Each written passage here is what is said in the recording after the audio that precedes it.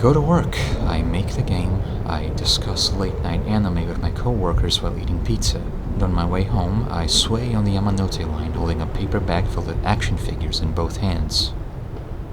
There was a design drinking party for Bullet Witch last night. Although I can't drink alcohol, I do enjoy parties.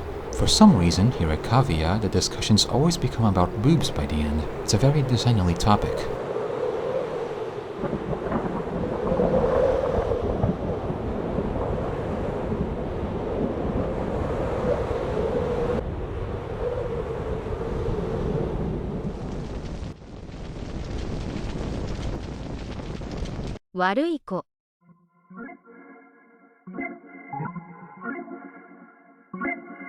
To understand Bullet Witch, you need to understand the people that made it and the world they were living in.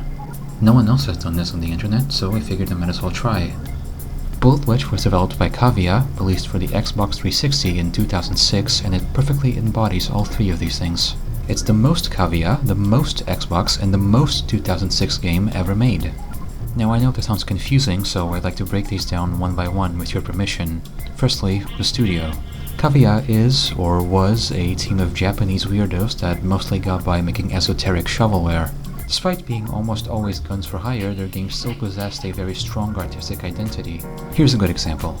Kaguya is ordered by Capcom to make the fourth entry in their Gun Survivor series, because there's not enough of those apparently. And the end result was Resident Evil Dead Aim, a full-fledged survival horror game set on a ship featuring their own unique take on the genre. It goes without saying that Dead Aim is largely kind of a very funny train wreck, but what I found surprising during my short session with it is how shockingly well considered its atmosphere is.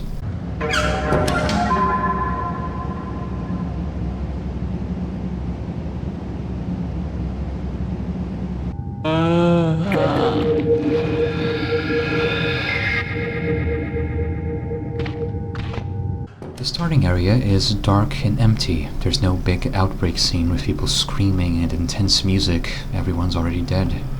The zombies are quite resilient and usually come in packs, which is very hard to deal with as you're grappling with the game's freakish controls. Most striking of all are Nobuyoshi Sano's unreasonably amazing soundscapes.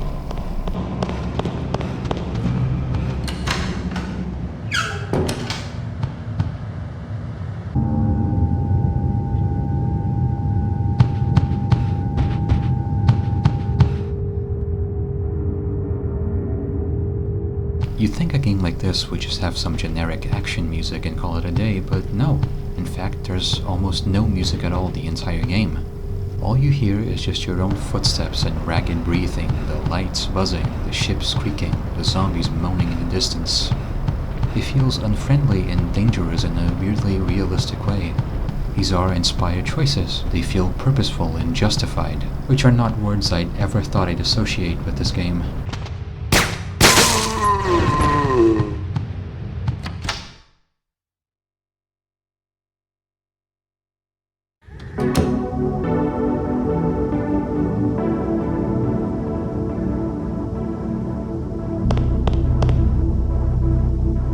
The soundtrack's highlight is the save room theme, which also sounds very desolate compared to its more well-known siblings. It's just 5 notes on repeat forever, like I'm playing Yume Nikki or something. This stuff really does elevate the game, as much as something like Dead Aim can be elevated. Sano's style is perfect for horror, and it's a real shame he never got to do more work in the genre. Even as you're trying to endure these psychotic, crackhead cutscenes, out of nowhere comes Sano to the rescue with his Drakengard outtakes.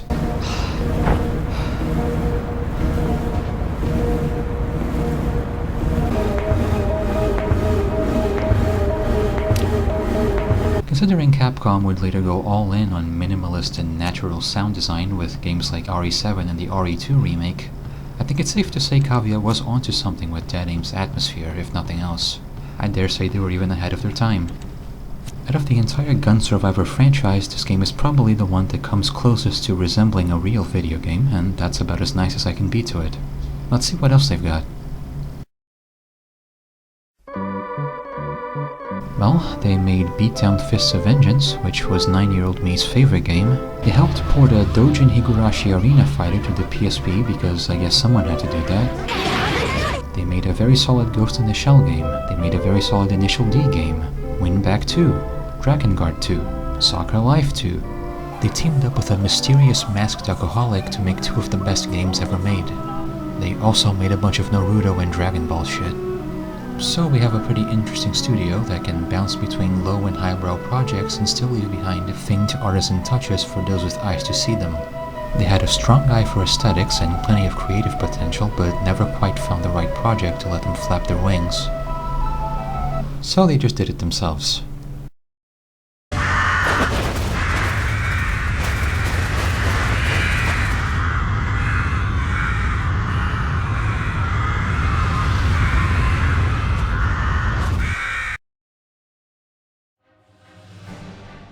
Bullet Witch sits proudly atop the Kavia landfill. It was their largely unnoticed Hail Mary, their only attempt at making an original IP and getting it big. Published by AQ Interactive, the same connoisseurs who would later publish Vampire Reign. With no outside help from other directors or studios, all the weird quirks and creative flourishes of their past work now fully realized with fancy next-gen hardware. A big, loud, chaotic third-person shooter about a young witch on her quest to kill every demon ever as she lightly jogs across anime America. I come to you today after having completed around 7 playthroughs of Bullet Witch and beating the game on every difficulty. I will now attempt what I'm sure is the single most thorough analysis of this game in human history. Please stand back for your own safety. Taste fear as your soul burns away.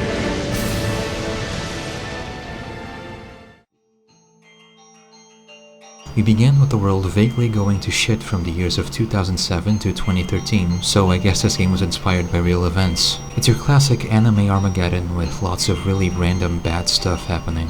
Earthquakes, diseases, war, demons, zombies, pollution, nations dead. The game starts during October of 2013, a year the intro calls Humanity's Dusk. These 80s OVA bad guys are hunting down some poor helpless civilians before coming face to face with Alicia, our titular Bullet Witch. You want to say your prayers? Witches don't need prayers. You'll never guess what happens next.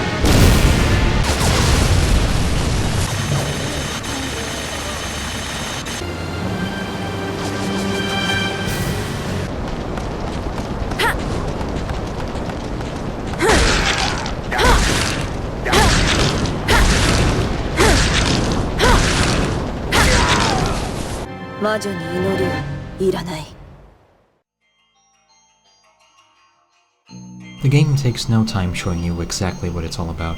It's got the soul of a bargain bin Japanese PS2 game, but done with a relatively high production budget and every 7th gen graphics thing they could get away with. The gang's all here. The eye-searing bloom, the huge empty maps, the garish semi-realism, the super polished shiny rubber look to everything, the absolutely deranged obsession with physics and environmental destruction. I wish I'd played it on an Xbox so I could get the full screen-tearing 20 FPS experience.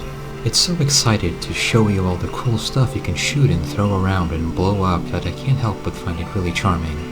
You'll spend 90% of your playtime shooting and dodging, and then the final 10% will be you casually admiring the destruction you've caused.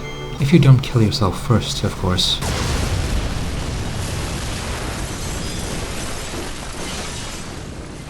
Alicia has 4 different gun rods. A basic machine gun, a shotgun, a sniper rifle, and a minigun, with 3 upgrade levels for each. The guns are all fine and do their jobs well, but the real winner here is the magic system. The little bar under your HP goes down every time you reload a gun or cast a spell. It's unlikely this will ever become an issue, but it's something to keep in mind. You have a few normal spells you can unlock and upgrade at will, and then 3 fancy greater spells which are unlocked through story progression. The normal spells begin with Element Shot, which adds an elemental effect to whatever gun you're currently using. Each gun has a unique effect. The machine gun gets a random chance to set people on fire for an instant kill. The shotgun gets windy bullets, and I honestly have no idea what they do. The sniper rifle gets a holy buff which lets you actually use its scope. It even comes with its own scare cord and evil eye crosshair.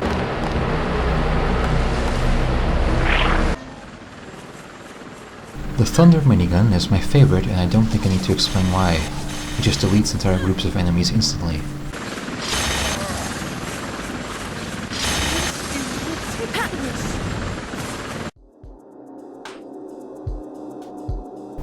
up is the Ancient Wall, a spell I forgot was in the game, so I had to go back and record footage of it. I can see it being potentially useful in some scenarios, mostly the sniper battles, but fairly unimportant overall. It doesn't seem to block enemy shots so much as it makes them forget you exist whenever they're in front of it. It looks pretty cool though, which is all the reason you really need. We also have my beloved Willpower, a spell that tells me Kavia knew exactly what kind of game they were making. Want to shoot down a water tower and use it as a bowling ball? Sure. Do you hate enemy cover? Just throw it at them and watch them die instantly and glitch out. Any survivors will be trapped eternally in a maze of rubble that their AI can't deal with. It's beautiful.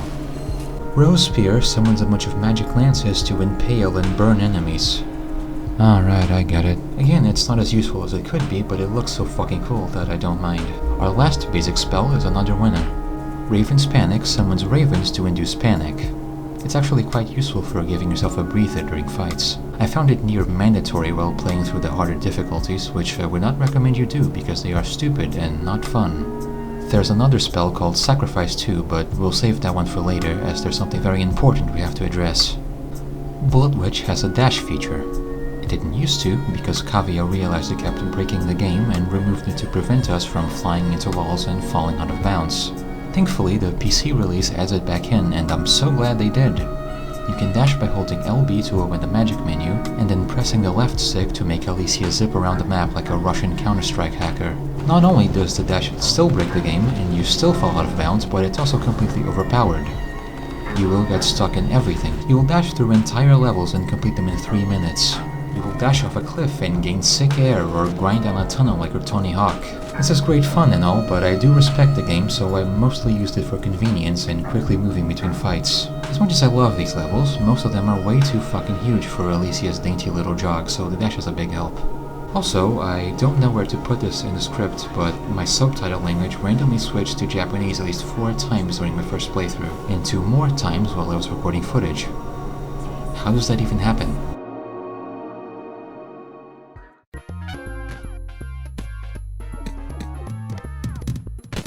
I have been fascinated by physics in games ever since I was a kid. It made everything feel so much more tangible and dynamic to me.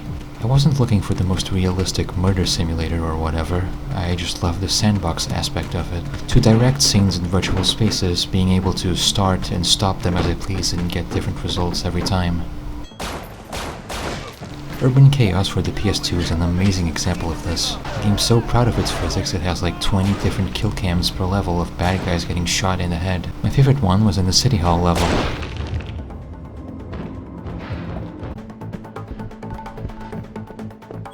I'm gonna fuck you up! You get a checkpoint right before this guy rushes you in front of an elevator shaft, and I used to repeatedly murder him just to see all the different ways his lifeless husk could flop around. Come here! Die, fucker!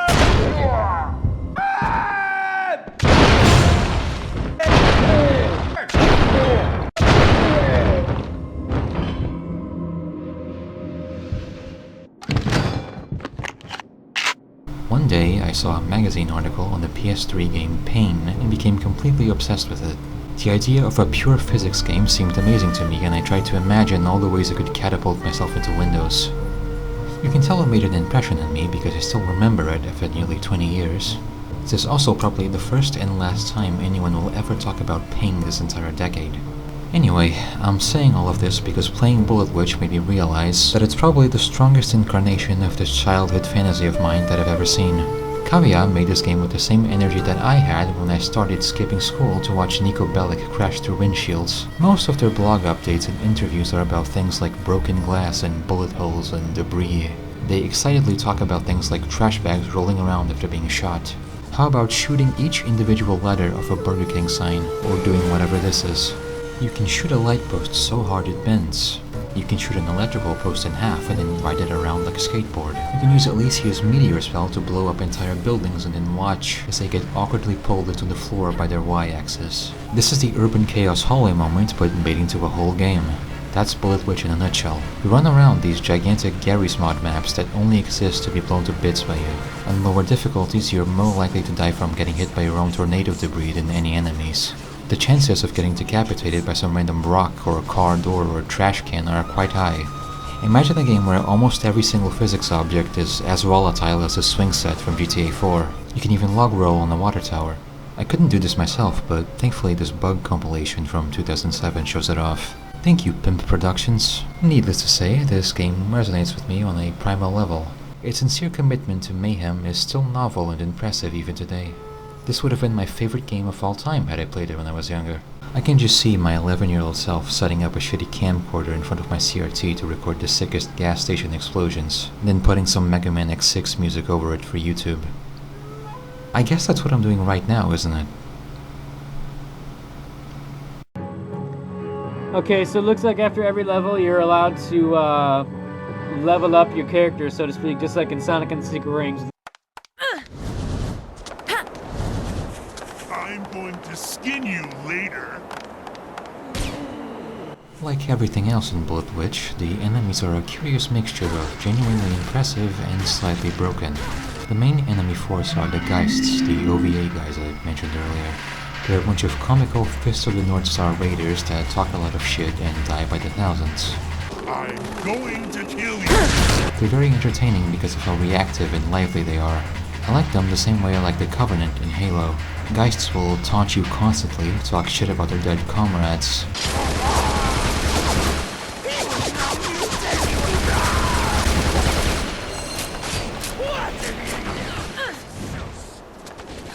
Hey, if you don't want to be killed, you'd better move faster than that. React to your spells with fear and amazement. How did you do that? Awesome, pal. Even kneel and beg for mercy sometimes. I give up. Why don't you just put that dangerous thing down? I mean, you already won, right? They were supposed to have even more reactions that were cut from the game, as revealed by the animator Tomoyuki Shinoda in the Bullet Witch staff blog. Some of the scrapped motions were actually pretty interesting. For example, there was a motion where a Geist soldier puts a gun up to his temple and commits suicide. Another where a soldier is trampled by a Gygus and convulses. And even a fancy Geist chasing butterflies in a dreamlike daze. I'm really disappointed that I can't show you all of these, as some of them were quite fun. I'm also disappointed. I'd have loved to watch these guys chase butterflies. And by the way, Shinoda also describes the Geists earlier in that post as being like the cannon fodder in Fist of the North Star, so I actually just inferred the developer's intentions with 100% accuracy. There's a pretty good roster of enemies spread across Bullet Witch's 6 levels. Even the basic Geists have 5 different types. You've got the regular ones that shoot and yell a lot, the ripped ball dudes that can charge towards you and usually have shotguns, the insta-kill snipers, which might as well be the only threatening thing in the entire game, the commander Geists that give orders but I have no idea if they do or change anything, and last but not least we have my favorite Geist, the Speed Freaks. The Speed Freaks use the power of meth psychosis to zip around at high speeds. The funny part is, there's no indicator they're supposed to have a super speed ability. There's no special sound effect or animation or even a little dust cloud sprite. They just look like they're helplessly stuttering across the level. I love them. Judging from the concept art, they also had plans for a Riot Shield Geist, and it's a shame we didn't make it.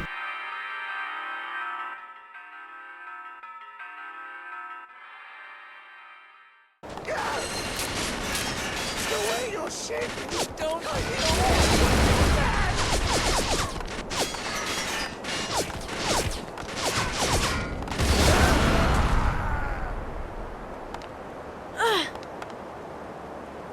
Also from the game's staff blog is the game's director, Yoichi Take, answering a question about the Geists. Question: is the enemy AI dumb? Answer: no.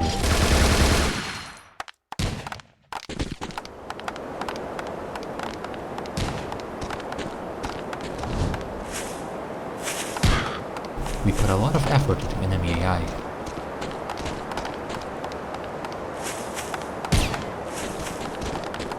Come on, maggot! They have a wide variety of behavioral patterns. This is not a mindless game where it's just blam blam blam with the machine gun. Geist soldiers have lots of detailed reactions and voice lines, so I think you'll enjoy those too. Well, at least some of that's correct. Question, is it 60 frames per second? Answer, no. It's 30 FPS. We packed in so much that we had to give up on 60 FPS. But in exchange, we think you'll really enjoy the physics-based damage in gunfights. Take goes on to make a joke about getting shot to death by a sniper when asked if they have a demo planned. The other enemies must be getting lonely by now. Let's see how they're doing. First we have the Gygas, an inbred cousin of the El Gigante that shakes the earth with every oh, he's dead already. Never mind.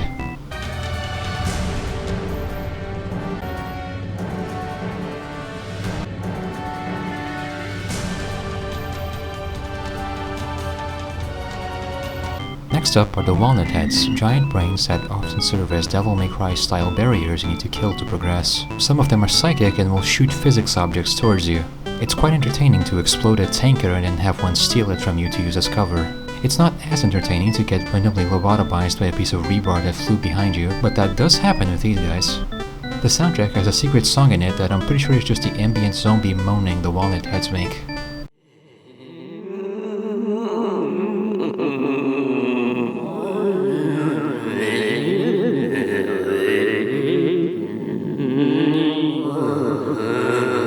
The final two are easily the highlight of the entire cast. The Screamers and their progeny, the Worm Man. The Screamers are grotesque blobs of pale flesh and malformed limbs with a scary Japanese ghost face near the head. Reminds me of the Yami Bito from Siren 2, which is always a good thing. My friend was possessed by one of the ghosts that thing spit out, and... You'll remember I mentioned NPCs earlier. Well, they are, or were going to be, a pretty big part of the game. There are civilian NPCs that walk around in the days and say funny stuff. I meet fewer and fewer living people every day. My home was destroyed. I don't have anywhere else to go. If this is where it ends, I at least want to die quick and painlessly.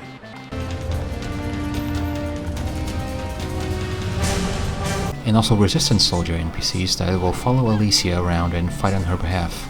So naturally, the Screamer's main attack is to send out these tiny evil spirits that stun Alicia and take away her health. But it also attacks NPCs and turns them into Worm Men, who are these hilarious zombie people that can attack you with the ribcage and also spit fire for some reason. And they make amazing noises.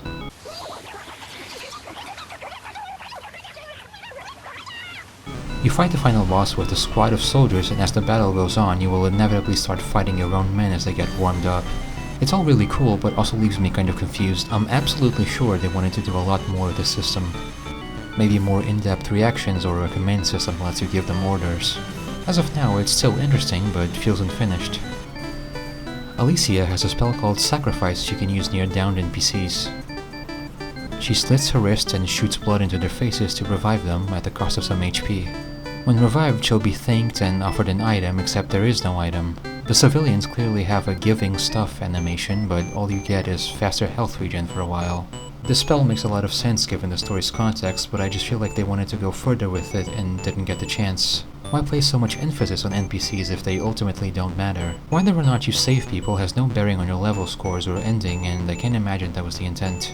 Unfortunately, they would get absolutely destroyed by another Japanese NPC game that came out just 2 weeks later. It's kind of fitting though, isn't it? Both of those games came straight from the Japanese Xbox mentality. This was a console they saw as intimidating, serious, hardcore, a powerful foreign machine, and the games they made for it reflected that. Bullet Witch came from the same mindset that gave us Battle Wolf Chaos and Breakdown and Otogi and Genma Onimusha. Big, beefy, loud games. The Japanese have never gotten the praise they deserve for being able to interpret and reinvent the early 2000s zeitgeist like that. Even on Bullet Witch's intro, you can see some more on Terror inspirations with random shots of tanks firing in the desert and vague text about the new global warfare. One of the devs described Alicia's character as being a fusion of Western Gothic witch aesthetics with Japanese-style brooding melancholy and ironic humor. I've got some bad news too. An engine took a hit. Anyway, Kaguya's strongest suit has always been this kind of thing, so it's obvious they would knock it out of the park here. I'm honestly shocked Alicia doesn't whip out a flip phone at any point in the game. It's the only thing that would have completed the whole cosplay convention Advent Children aesthetic she has. Bullet Witch is a very pure game. came out 5 months before Gears of War and over a year before Modern Warfare and Halo 3. It has none of the generic trappings of 7th gen gaming because they just didn't exist yet. It got there first. I can see a way lamer version of this game being released in 2012 and having 10 times the dialogue in a shitty multiplayer mode in GameStop exclusive weapon skin DLC in the Mountain Dew double XP weekend, but that's not what happened. What happened was Kavia took all their previous experience and made their biggest, shiniest PS2 game yet. I can see the Drakengard in its giant levels full of enemies and in the main character's non-human nihilist buddy. Wise men choose death before war. Wiser men choose not to be born. What a sad sight. The only ones who have any place to rest nowadays are the dead. Humans are a race to be pitied. Humans are all dark and no light. It's only natural that we should be destruction. And also,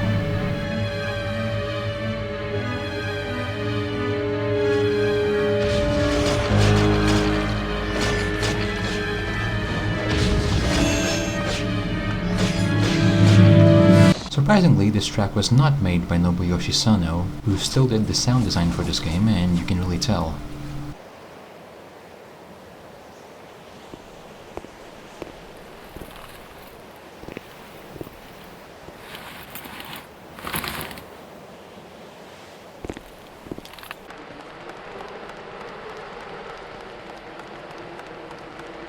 I just want to feel safe, just for a second.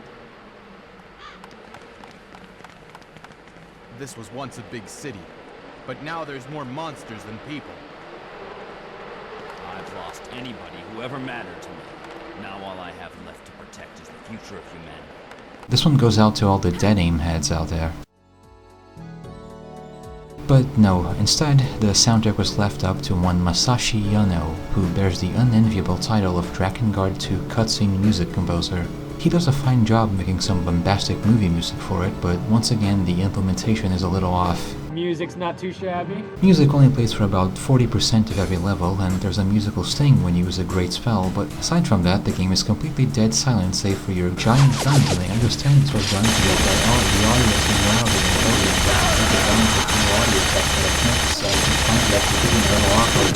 According to Sano on the staff blog, Bullet Witch was originally supposed to have a gothic techno orchestral soundtrack composed by him working alongside Yano. He would handle the breakbeats and bass while Yano did all the cinematic orchestral stuff. It seemed like a great idea at the time, and even the director Yoichi Take signed off on it. They gave it a shot, and according to him, the end result was so embarrassing that he profusely apologized to Yano and demoted himself to sound designer, saying, "Let's just go with your stuff and nothing else." I am absolutely crushed there's no surviving record of this track anywhere. Imagine a song so cursed even the Drakengard composer thinks it's horrible. Knowing me, it would probably become one of my favorite songs of all time.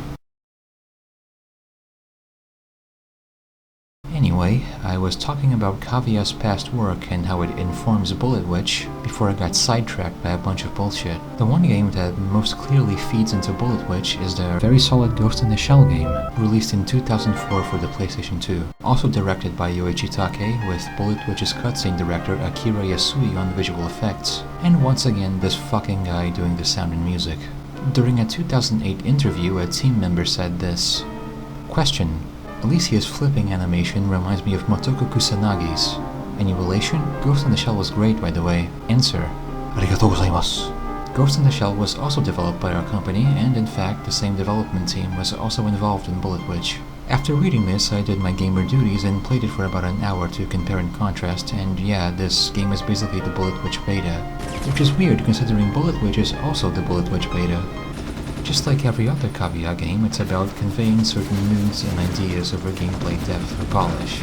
You're a cyber soldier woman infiltrating some docks at the crack of dawn to punch some dudes and flip around, doing sophisticated spy stuff in a cool way. Reminds me of Siphon Filter and MGS2.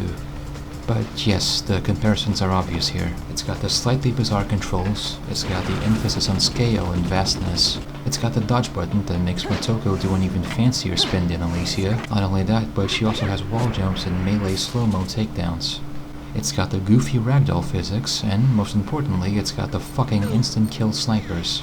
My beloved. They clearly had something here, and I'm so glad they had the chance to expand upon these ideas with Bullet Witch. These things almost never happen, and they didn't happen for basically the entire 7th gen. Everything became too costly and too demanding for games like this to freely exist.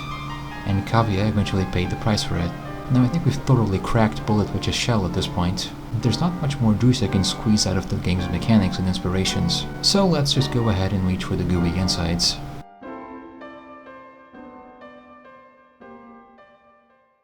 While on the way to her poorly defined goal, Alicia meets a group of human resistance fighters, led by a curious character named Maxwell Cougar. I'm Maxwell Cougar.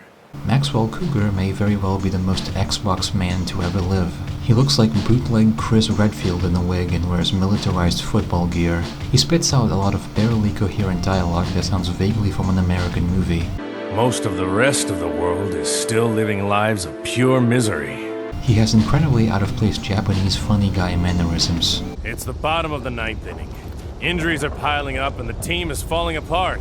And on top of that, our own fans have left the ballpark and have gone home. He is, according to the loading screen, a nice guy that cares for his friends. And he's not good with women, according to the current Bullet Witch website. He is also voiced by Goku. He's like one of those horny loser anime joke characters trying his best to cosplay as a Call of Duty soldier man. And Alicia is so stone-cold autistic she barely reacts to anything he does. What did you say? Oh wow, he's watching the video too.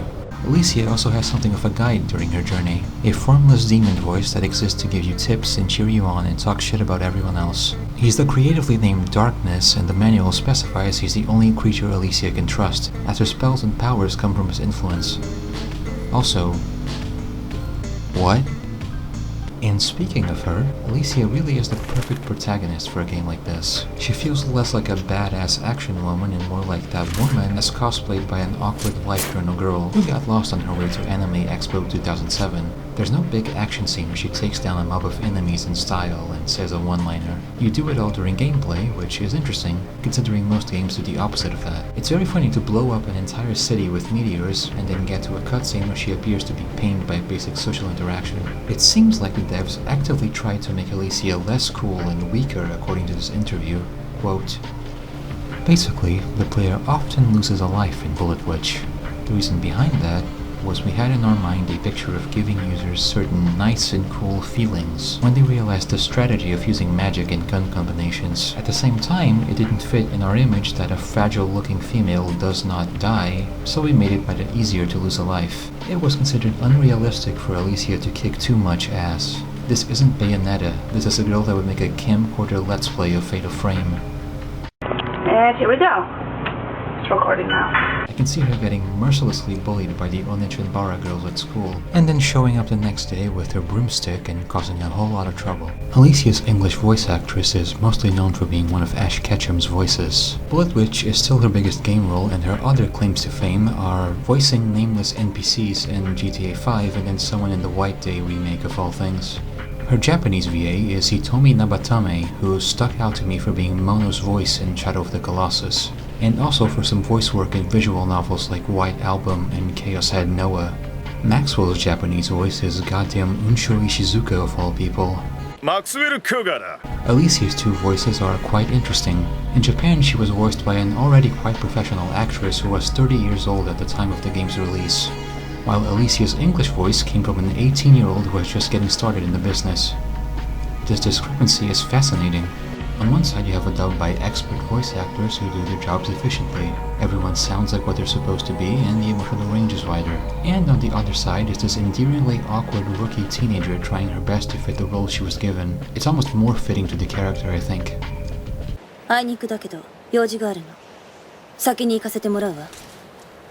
Well, I've got some business to take care of, so if you'll excuse me. 途方もない罪を償うために戦い続けなければいけなくなった魔女よ私今でも愛しているわ You see someone who fights to make up for the endless crimes laid at her feet. A witch. Don't forget. I will always love you. She sort of reminds me of Dante in Devil May Cry 3. They're both characters who haven't grown into their full potential yet, doing a dorky teenage performance of coolness. Sadly, Alicia did not get the chance to develop like Dante did. Kavya was actually quite hopeful about expanding Bullet Witch into a franchise, but something clearly put a stop to that. We had a small peek into the good timeline, but it was just as quickly snuffed out. I'm just glad it exists at all. And hey, at least our girl gets to go on a nice trip to France. Bullet Witch is 2006, the video game. Not just the game itself, but everything surrounding it. Hell, just look at this album cover. These illustrations. From June to December 2006, the developers had a public staff blog where almost everyone from the Bullet Witch team would chime in and post about the game's development and how they felt about it. It chronicles the lead up to the game's July release and the costume and mission DLCs that followed, ending with Kavya's 2006 year-end party. The missions are fine, in case you were wondering. They're mostly just remixed levels that have harder enemies or regular missions that have all the great spells unlocked from the start. The absolute best one has to be Dynamite Beauty, a level that disables all your offensive spells, so your only attack is shooting the 200 explosive barrels scattered across the level. Anyway, the staff log was easily the greatest discovery I made over the course of this video's nightmarish production. It almost feels like cheating. It's like I knew some retard would run a read through it for a stupid YouTube video 20 years later. I can know exactly what these people were thinking and feeling about every single aspect of the game, and boy are they a colorful cast of characters. Let's start with a post from the producer Toru Takahashi promoting the game's Famitsu Xbox cover on June 29th. A close-up of Alicia is featured in the cover of Famitsu Xbox 360, which goes on sale tomorrow. That image was actually created by one of our designers specifically for this cover. You don't often get to see Alicia's face straight on like that, so we decided to go bold and use a full-on close-up of the composition. Definitely check it out. Also, about the early purchase bonus, the special sleeve case. We went through a bunch of different ideas for that one too. There were versions with a battered up Alicia, a sultry Alicia, even a semi-nude Alicia. In the end, we settled on the more melancholic subdued design you see now. One day earlier, we have a post from the big man over at AQI showing a new live-action commercial for the game. June 28th, 2006, AQ Interactive. Starting June 23rd, a TV commercial for Bullet Witch featuring actress Waka Inoue is being aired. Please take a look. 人類滅亡の危機、一人の美しい魔女、殺戮を繰り返す残酷な悪魔たち。戦うことでしか生きられないバレットウィッチ。Okay, I think I've stalled for long enough. Now it's time for you to meet the main character of this video and the author of its incredible opening paragraph. The 2D artist Satoko Tsushima. She was in charge of various art assets for the game, from illustration work and character design, to creating the logo, to drawing achievement icons, to promotional PC wallpapers. She was also responsible for the game's wonderful emo forum signature loading screen. At some point, she practically takes over the blog and it's a sight to behold. July 1st, 2006. My favorite method is to translate them directly into full color because it allows for a lot of creative and erotic possibilities. The base images for the 2D artworks are posed by a motion designer and it's just incredible. Such poses, unimaginably dynamic movements from Alicia. It's like a moment of no way! That part is crucial for my work, and I truly owe them a lot. And by the way, when I'm taking screenshots, I feel like I'm a reviewer idol director, sometimes unable to contain my excitement, saying, "Iyo, iyo." I then proceed to doodle based on those screenshots, and oh, there's just so much I can do. Wanna see Alicia in a swimsuit? Leave it to me. But I'd refrain from anything that might risk her head flying off. Nearly every one of her posts is some insane shit like this. An endless torrent of video game references and cow emojis. On the 28th of July, she posted about the game's release event and how it was ruined by a sudden meeting with her parents who had showed up to visit Tokyo unannounced. If I don't hide, they'll find me. It was just like Alicia at the start of Stage 1. Panic mode, emergency evade, emergency evade. In the end, they even started chatting up to staff on their own like it was totally normal. Classic parents visiting from the countryside behavior. It was both mortifying and infuriating. At that point, I could feel my stamina gauge just plummet, and I swear I heard the sound of that failure flag getting planted. Her big post following the game's release just evolved into another blog about her not paying attention to meetings while eating poke, catching a cold, and then fighting the final boss on the hardest difficulty for 9 hours straight. On July 11th, she complained about players at live events who don't use the dodge button and play on hard but celebrate the game poorly when they die, and then went on a giant spiel about her Akihabara trip. Sorry this is getting long, but I'm also going to report on my trip to Akihabara, lol. It's been forever since I visited. The moment I passed through the ticket gate, bam, maids. Maids handing out flyers, ending their sentences with new. It was like 2D anime characters walking around in 3D. Makes no sense, but still. And it wasn't just one or two, there were at least 10 maids in my line of sight. That's awesome. After the event, I wandered around Yodobashi looking for collectible toys and saw even more maids in the store. No one seemed to mind. I guess it's just normal now? That's a wonderful part of the culture. Even when I was browsing Famicom cartridges at a retro game shop, there was a maid next to me. I started getting used to it. Does this mean I'm now a true Akiba person? Or am I delusional? What even is this blog, honestly? I'm probably about to get scolded, so I'll stop here. Woohoo! Earlier, I brought up a post by the animator Tomoyuki Shinoda, but I omitted a part of it for the sake of clarity. Here it is. By the way, Tsushima keeps coming up with designs that are borderline, or maybe even out of bounds for Zero, causing quite a bit of worry for the more sensitive folks. When she's not posting about having fun with Dead Rising or being too scared to play Condemned, she's agonizing over being ordered to tone down her horny maid costume designs. She also threw around sadly rejected ideas for a guitar-shaped gun rod, and one that looked like Creamy Mommy's magic wand. Even if I had the chance to draw a maid again, I'm sure I would draw her the same way again. Hiding the absolute territory and the collarbone is too sad. I just can't do it, Captain. Please forgive me. Other Tsushima adventures include the time she had a toothache and asked around the office if anyone knew a dentist who was nice and wouldn't get angry. And I quote, "Because come on, if I'm in all this pain and still paying money, I'd cry if they scolded me." I anxiously went and waited in the lobby, and man, humans are scary. I ended up laughing alone in the waiting room. It was so funny. Glad I went to the bathroom beforehand. On the 28th of August, she sits alone in the office past midnight. She remembers seeing the Kaguya building listed in the book about haunted places she'd seen some time earlier. She mentions almost meeting a ghost, but then realizing it was just Masami Hashizume, a modeler for the game. There's even a rumor that if you sleep overnight in conference room A, a woman will crawl across the table towards you. We've got rooms A, B, and D, but no C room, which is kinda creepy, right? As a proud member of Kaguya's occult club, this stuff is totally up my alley. Come to think of it, we haven't had a scary story night in a while. Gotta finish work soon so we can make that happen. So ruthless was Tsushima's iron grip on the blog that the director received fan complaints about it and decided to ask other women at Kaguya to write on the blog. But because they were normal people, all their posts basically amounted to, "The game is fun and I like it." Other devs posted too, but it turns out they were also degenerates. For example, on July 21st, the cutscene director Akira Yasui wrote a creative reimagining of Bullet Witch as a kid-friendly magical girl anime.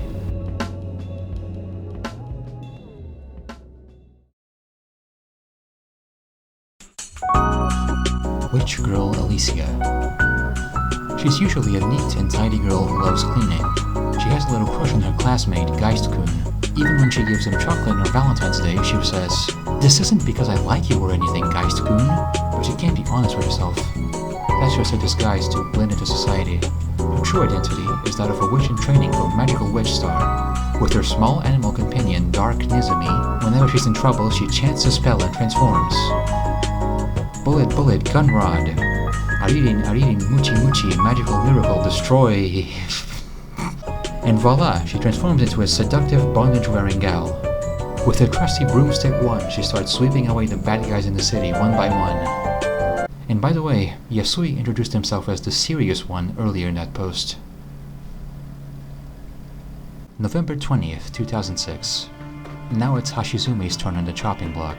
You'll recall him getting mistaken for a ghost by Tsushima earlier. One look at our Phantom Pal's career reveals he previously worked on Blue Stinger and Illbleed. Why does it always come back to this fucking thing? They were deep into developing the DLC costumes by this point, and Hashizumi was in charge of Alicia's schoolgirl outfit. When it came to designing the high school girl's uniform, I wanted to try something different from other games, so I observed schoolgirls during my commute on the train, without becoming too creepy, of course. I also referenced various books and videos, and eventually I came to one conclusion. The shirt has to be slightly see-through. Because of the transparency effect on the shirt, we ran into several issues afterward, but since without it the appeal of the uniform would be halved, we pushed through and solved the problems with determination, although as a result the schedule got quite delayed. However, the thing I was most particular about wasn't the shirt, but the butt. While working on other things at the same time, I spent over a week making subtle adjustments to ensure that even in emergency situations, where the character ends up in a wide stance, it still looks just right. It was a labor of love, with daily tweaks and improvements. One day, while I was making this adjustment and had taken off the skirt, someone said, "Are you making that again?" Don't say again. Sure, I used to work on things where the protagonist's clothes would gradually tear, but still. Ever since I started doing this kind of work, I feel like some of the staff, except for Tsushima-san, have been keeping a bit of a distance from me. I wonder if that's just my imagination. One thing that sucks about this blog archive is nearly all the attached files are lost. The team uploaded a lot of stuff. Glitch footage, scrapped enemy and costume designs, staff photos. All of them are gone now. Well, almost all of them. For some reason, the final month of December 2006 is fully archived. I was able to recover everything from it, including these outfit designs, this ultra-rare Santa Alicia, this bizarre photo of Alicia sitting alongside the staff, and this messy photo collection from what Tsushima says was Kaguya's year-end party. Anyway, this was a few months away from Bullet Witch's American release, but many distinguished men of gaming had already taken notice of it, as heated forum discussions took place on whether or not the hot chick with a huge gun game was worth importing. Around the same time, a group of elite teenagers gathered in the dark halls of YouTube to create 500 AMVs of the game. Here's a few of them. Diary of Jane by Breaking Benjamin. Time of Dying by 3 Days Grace. Repeat by The Offspring. Living Dead Girl by Rob Zombie. Dragula by Rob Zombie. Hey, good job, Daniel. Alive by POD. This is a vid is to watch a chick with a huge gun kick-ass Linkin Park song Valentine's Day. End of All Hope by Nightwish. An AMV made by me showing how Alicia can destroy all that gets in her way. She is like a walking battle tank, hence the name Bullet Witch. She can destroy whatever gets in her way. I love this game and I just wanted to make an AMV showing what a cool game it is. Wow, I love this game. Alicia is so damn strong. Super game. Why thank you, and actually I accept your opinion with a smile. I always look for ways to make my AMVs better, so you're right, thank you. I shall try to up my video making skills. Awesomeness, dude, really awesome AMV, I am totally getting this game. Great video, man, I'm in love with this babe. Nice vid, the song matches perfectly with Bullet Bitch. Merciless Cult by Duran Gray. Gears of War / Bullet Witch with Native American music. Lord Give Me a Sign by DMX. In the name of Jesus! Chasing Cars by Snow Patrol. And last but not least, Bring Me to Life by Evanescence. Almost all of these use the same 2 potato quality trailers, sourced from IGN or Game Trailers or whatever the fuck. There's also this lovely picture which I found in someone's archived MySpace profile. I think it's safe to say this game clearly reached its intended audience.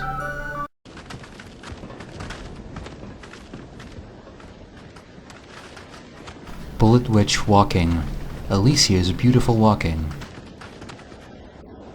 You made a video about Alicia's walking style, XD?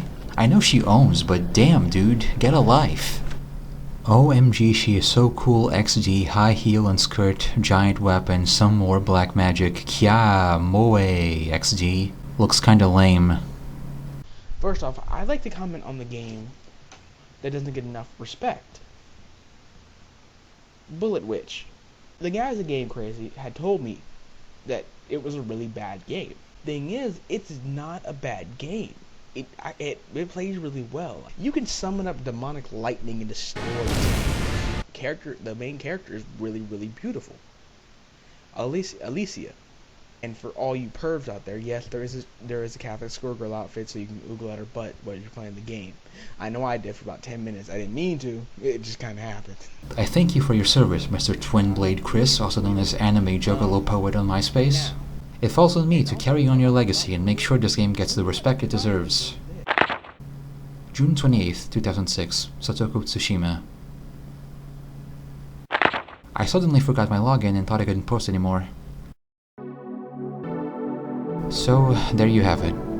Bullet Witch was a team of weirdos doing a very early attempt at mixing 7th gen American war shooty gun bullshit with Japanese sensibilities and aesthetics. and I honestly think it's the best incarnation of this idea to come out during the whole time period. With a lot of these later games, you can feel a gun to the developer's head. A sense of desperation that they would go under if they didn't outsource their franchises to clueless westerners or make their own ill-conceived buzz-cut shoot games. Bullet Witch is completely free of this. They just had no idea how bad things are gonna get, and I think because of this they managed to spin gold out of straw. For what it's worth, I think it's incredibly enjoyable, both as a fun video game and a crystallized moment of game and otaku culture before they went to shit. The whole game is so frictionless and generally pleasant to play that its many shortcomings and bugs just come off as quaint and charming. I haven't bothered reading or watching any other reviews for this game because it would just be a waste of time. I'm sure the early ones do that loathsome wacky Japan what the fuck thing they were so fond of back in the day, and the modern ones either go into some tired so bad it's good territory, or maybe they just do a video essay about how the game is super liminal and janky and they hella fuck with the vibes. It's all the same. Insecure and insincere people who can't stand anything actually real or serious, so they throw around buzzwords and misinterpretations to their equally dim audience. It really becomes a problem when you have so many people who couldn't even begin to get it, dumbing good things down and obscuring their true nature. I don't see myself as some kind of light shining in the darkness, nowhere near that important. But I do hope this video counts as a step in the right direction. Every game that's ever mattered was made by talented people in chaotic environments. Everyone knows this, everyone pretends to agree with it, but no one actually behaves as though that's the case. We still act as though all games are eternally beholden to impersonal, inflexible axioms like gameplay or content or lore, and judge them based on completely ridiculous criteria. What actually matters about games are the things that can't be safely quantified or made into some internet sideshow. I hope I've been able to illustrate that much over the course of this video. If there's anything I'd like to accomplish with this channel, it would be to encourage others to look at the people and the culture surrounding games, instead of just trying to solve and tame them when they scare you.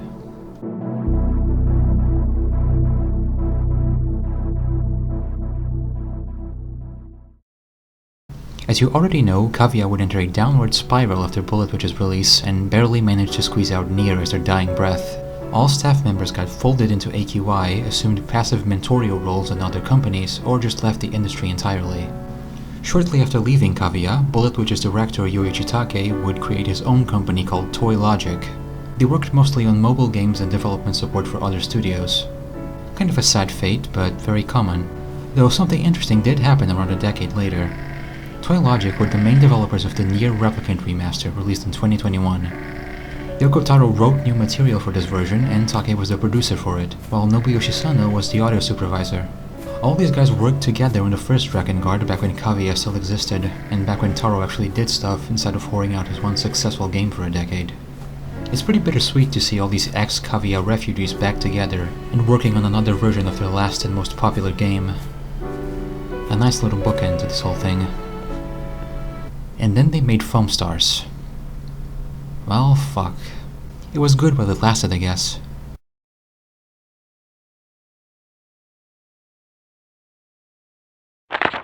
December 26th, 2006. Satoku Tsushima. Yep, it's me, Tsushima again, messing up right at the very end. Oh crap. I've kinda spilled over into the 26th. Sorry to the nice folks in charge. Is this even gonna make it in time? I wonder if I can actually submit this. Well then, this is probably really the last post. Man, this really has become the game I felt most attached to. It was such a fun experience from beginning to end. I'm still working hard on lots of other stuff though. As far as I'm concerned, any game I've worked on will always remain a part of me. Thank you very much. Signed, the Bullet Witch staff.